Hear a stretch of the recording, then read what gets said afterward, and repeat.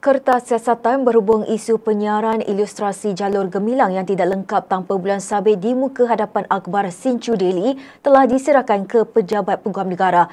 Ketua Polis Negara Tan Sri Razaruddin Hussein yang mengesahkan perkara itu berkata, kertas siasatan itu telah dihantar semalam iaitu 18 April.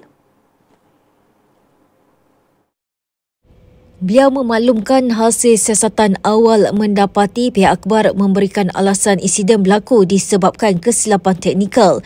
Pada masa ini, menurutnya, Pejabat Peguam Negara sedang melakukan penelitian bagi tindakan lanjut sebelum tindakan susulan diputuskan. Tambah beliau, setakat ini seramai 54 individu telah dirakam keterangan bagi membantu siasatan dan akan memanggil saksi lain berdasarkan keperluan penyiasatan. Khamis lalu, Ketua Editor dan Timbalan Ketua Penyunting Sinchu Daily telah ditahan selama 3 jam bagi membantu siasatan. Kes disiasat mengikut Seksyen 3-1-C Akta Lambang dan Nama Mencegah Penggunaan Tidak Wajar 1963 serta Seksyen 4-1-B Akta Mesin Cetak dan Penerbitan 1984.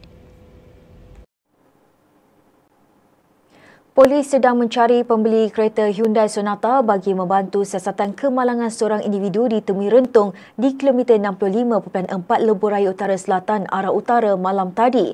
Ketua Polis Daerah Pendang Superintendent Rozi Abu Hassan berkata, pihaknya berjaya mengesah pemilik kereta itu untuk membantu siasatan.